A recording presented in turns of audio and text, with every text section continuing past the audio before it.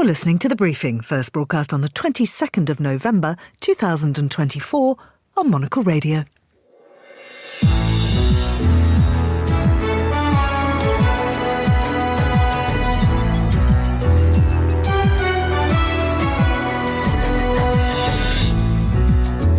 Hello and welcome to The Briefing, broadcasting to you live from Midori House in London. I'm Georgina Godwin. Coming up on today's programme, we fundamentally reject the court's decision to issue arrest warrants for senior Israel officials. We'll hear some reactions to the International Criminal Court's arrest warrants for Benjamin Netanyahu and Yoav Gallant, and how the US attitude may shift come January the 20th. Romania begins an election process this Sunday in a vote that's seen as a battle between pro-Europeans and nationalists. We'll have analysis from Bucharest. As the US Department of Justice moves to limit Google's ubiquity, we'll ask if this landmark case has the potential to influence how we all use the internet. Plus, our Europe editor Ed Stocker joins us. I'll be looking at how a street right here in Milan has the most expensive shop rents in the world. All that right here on The Briefing with me, Georgina Godwin.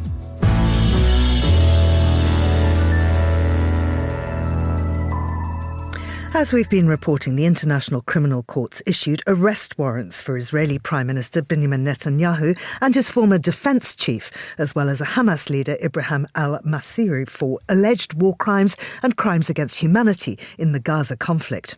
Well, Mara Rudman is Distinguished Professor at the University of Virginia and a former US State Department official, and she joins us on the line now. Mara, many thanks for coming on The Briefing. I wonder if you could give us an idea of the differing international reactions to the ICC announcements. Sure, and thanks for having me.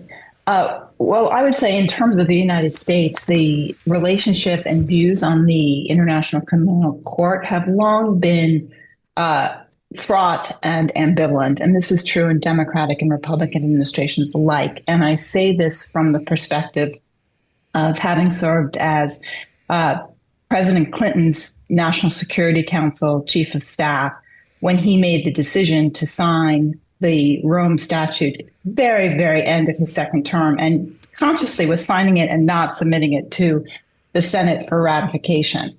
And since then, every Democratic candidate for president and Democratic president, as well as those who've served, Republicans who have served, have not to a person supported unequivocally or tried to submit to the Senate for ratification the ICC. And there's a range of reasons for that, but all of that impacts why you saw President Biden come out with a statement immediately after the ICC reference to the warrants for Netanyahu and Gallant that were very critical of their decision. It's very consistent with longstanding views and concerns for the United States about the politicization and dangers of the ICC. There have been differing reactions, though, across the world. Who has disagreed with this? Well, there's more than 120 nations that are parties to the ICC, which the United States is not. And so I think you see those differing reactions for a variety of reasons based on, one, whether countries have signed up for it. I think there are countries that have signed up for it that are more mixed in how they're reacting to it. I think the UK is one of those. But I think that's part of what explains the differing reactions. And in addition to that, you have, which reflects the United States' concern about politicization of the court, the extent to which Israel is really increasingly isolated in the world.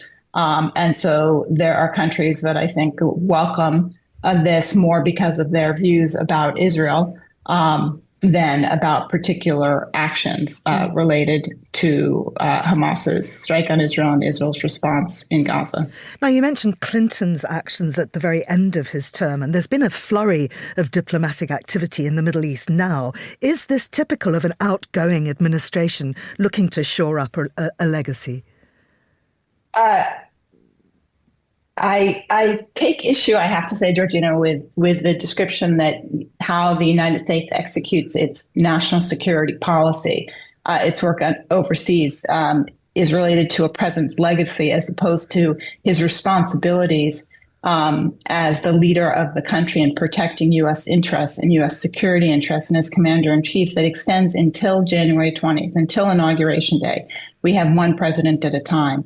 And so what I think has happened, I've been part of transitions into and out of administrations led by Democrats, and to a person, and this is actually also true with President Bush in the transition to President Obama, there have been activities going on overseas. There's been conflict, particularly in the Middle East, that has occurred throughout or been exacerbated toward the end of a president's term.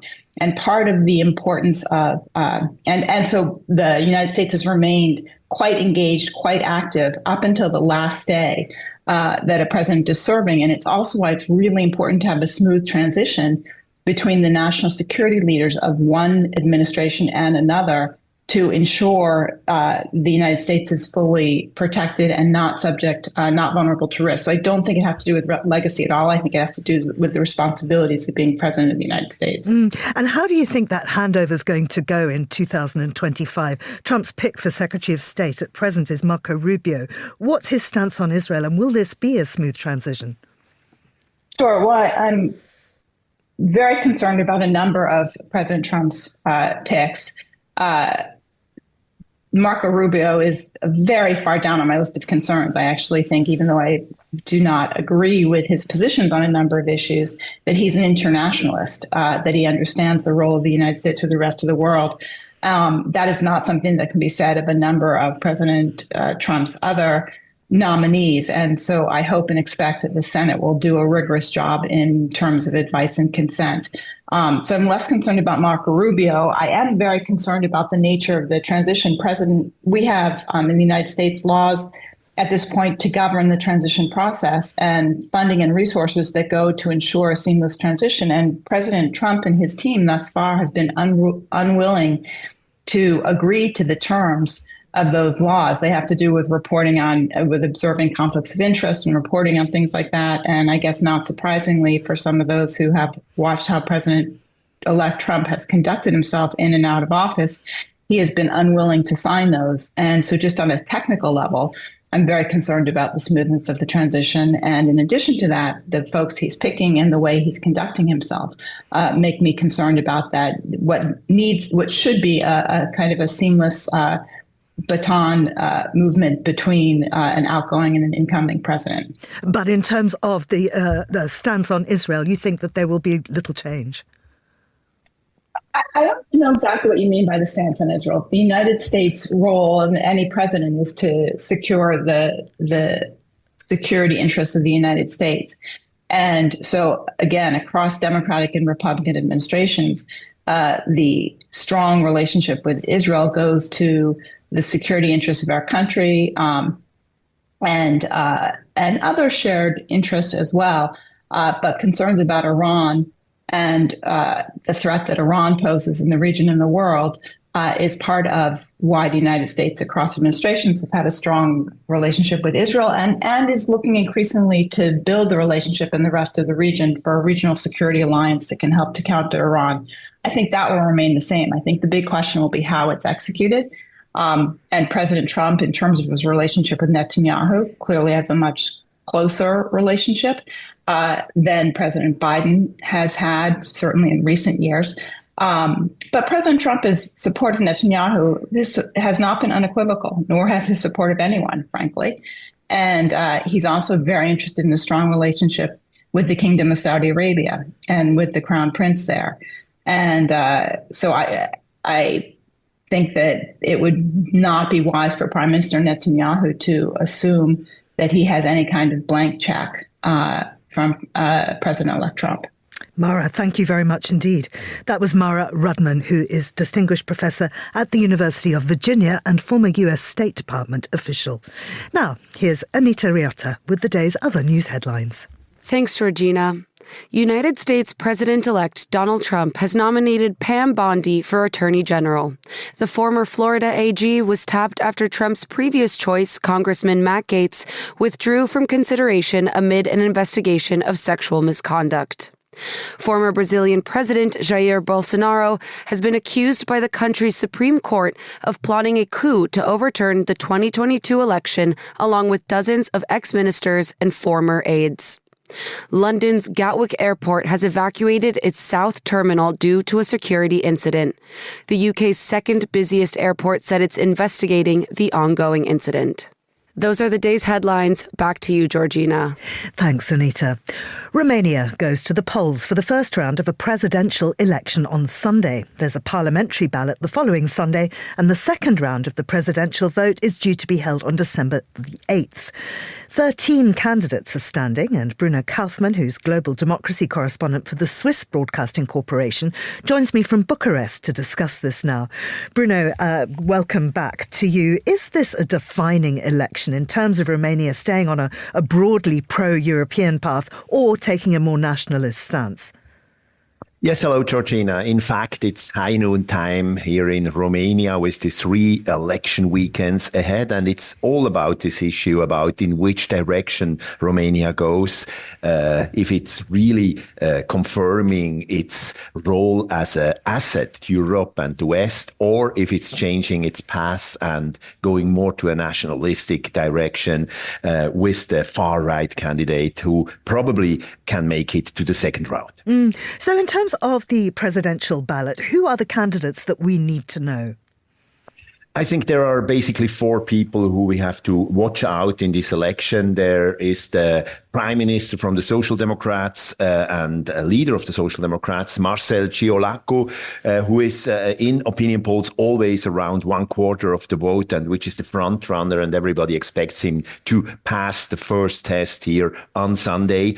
And then there are 3 candidates who are all around 13, 14, 15% in polling. And there we have George Simeon, which is a far-right nationalistic candidate, 38 years old, who wants to, in fact, integrate Moldova to Romania, who wants to end the support for Ukraine, and who is the leader of this far-right party, the Alliance for the Union of Romanians. And we have Elena Lasconi. She's a reformist liberal candidate, former journalist and mayor, and she has good chances also to enter the second round, and that would of course be a big difference. And finally we have the former prime minister from the Liberal Party, in fact the same party which the incumbent president Ioannis has been a member of, the PNL. It's Nicolae Ciocca. He's on the 4th place in the polls.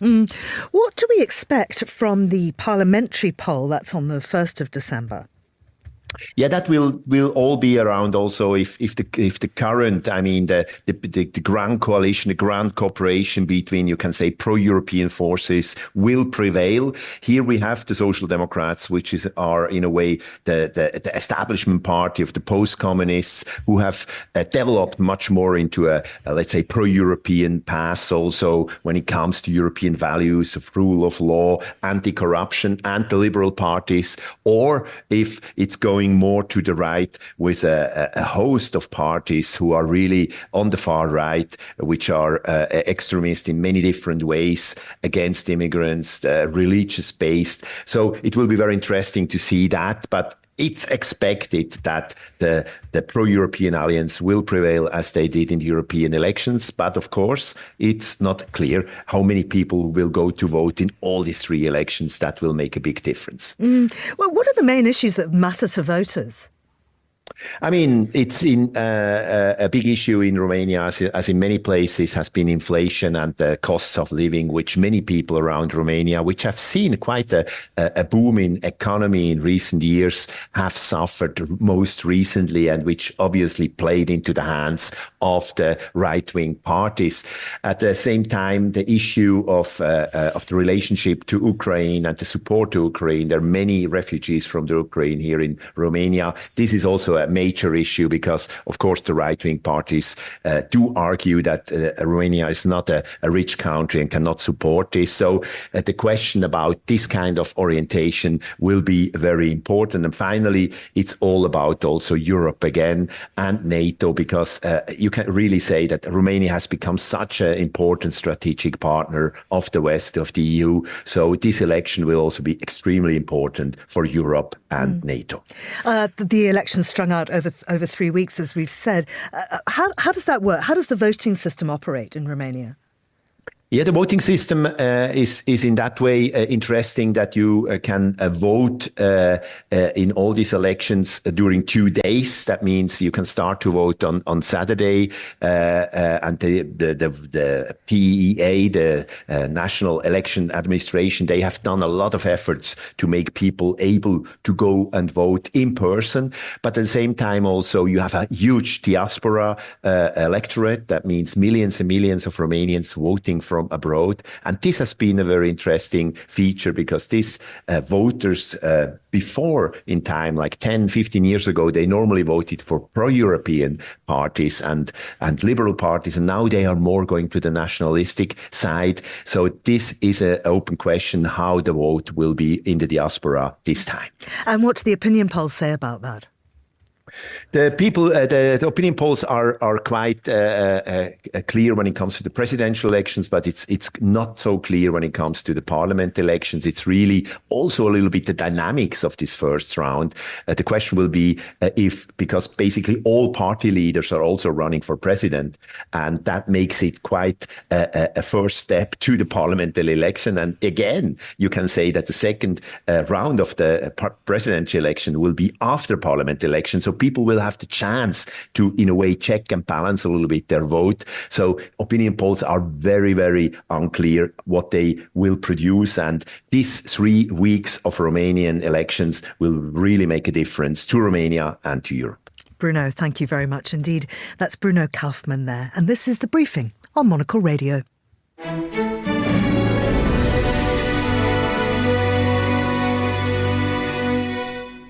Now, the US Department of Justice says Google must sell its Chrome browser, share data and search results with rivals, and take other measures, including possibly selling Android, to end its monopoly on online searches.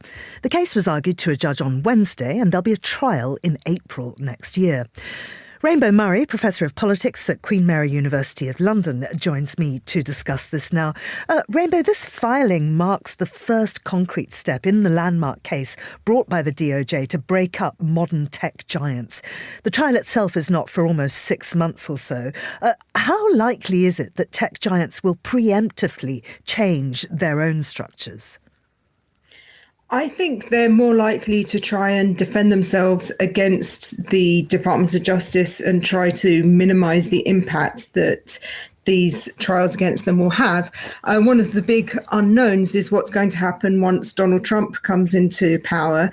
He does potentially have the authority to tell the Department of Justice to back off a bit. And I think Google is probably hoping that that will be the case. It's not certain, because this case was originally brought under the first Trump administration, but he has also seen Google as one of the great powerhouses of the American economy. He knows that China are envious of Google's monopoly. So maybe he will step in and change the situation somewhat. And I think Google would prefer that to having to change their business model. We know, of course, that Elon Musk plays an important role in Donald Trump's administration, at least for the moment. How might Musk, with his background in tech and his often dysfunctional relationship with other tech moguls, view this? Might his personal feelings influence policy? Well, Musk is certainly one who's been known to allow his personal feelings to influence just about everything that he does. He's quite unpredictable, so I'm not entirely sure how he would try to approach this. But he also certainly likes freedom of speech, freedom of action. So I think he would see any government intervention in business practices as something to be avoided where possible. And so I suspect he would probably stand with Google on this one rather than with the Department of Justice. Do you think we're likely to see a domino effect impacting other companies if this does go through? Well, it's the start, I think, of an attempt to break some of the monopolies in tech, where we do see a few companies such as Google, Apple, Amazon, having massive control over very large sectors of the market. But one of the questions is whether breaking this monopoly would actually hurt the American economy, which obviously the tech companies argue that it would. Another is the extent to which people outside these companies care. Obviously, the rivals to these companies care a lot. They want to enter a market that isn't competitive at the moment. Most consumers don't actually care all that much as long as the product is freely available and it works well for them. So I'm not sure how much public opinion is going to be behind these moves. And how is Google fighting back? Google is fighting back in the first instance by denouncing the measures as excessive, as too heavy-handed, trying to resist it, but also pointing out the economic damage it would cause, not just the economy as a whole, but to specific smaller tech companies who have modeled their own technology around access to Android, access to Chrome. And so they're pointing out that this would have a domino effect of its own on small companies that are not the target of what the Department of Justice is trying to do. So they're trying to make a case that goes beyond what could be perceived as their own self-interest to say, hurt us and you're hurting other people that nobody actually wants to hurt. I wonder how far this ruling, if it happens, will reshape the way that users find information. How is this, as you say, the customers don't care as long as it works, but how will it work? How is it going to change the way we find information? Well, at the moment, Google is pretty much ubiquitous. It's not just a noun, it's also a verb. If you do a web search on someone, you don't say, I did a web search. You said, I Googled something. And so the idea is that it would no longer be the definitive and only way that we access information on the internet, that there would be other web browsers, other ways of finding out information. And of course, that means that other people would have access to that information, and Google would be obliged to share the information that they've gathered about users, to share that data with these other companies. So it might change the way that we access information, and that in turn would also change advertising practices, because at the moment, Google's monopoly means that if you want to communicate with people doing web searches, Google is the way that you do it. And so that might break it down, which would perhaps annoy some of the top advertisers who like having that monopolized market, that access to consumers, but might open it up to smaller companies who can't necessarily afford to advertise on Google, but might manage to do so on a different search engine. I mean, is there a danger that you chop off one head of big tech and sprout two more? For instance, other big companies like Microsoft and Apple actually benefiting and growing from curbing Google? Absolutely. I mean, you've got to be careful to make sure that if you are trying to break one monopoly, you don't just replace it with another or with a similar big tech company. I think the way that they're trying to do this at the Department of Justice by requiring Google not only to back off and reduce its market share, but also to share with smaller companies coming into the market, is to try and create more genuine competition. And I think this also sends out a message to some of the other big companies to say, if you do try to create a tech monopoly, we will come and break you up. Rainbow, thank you very much indeed. That's Rainbow Murray there. You're listening to The Briefing on Monocle Radio.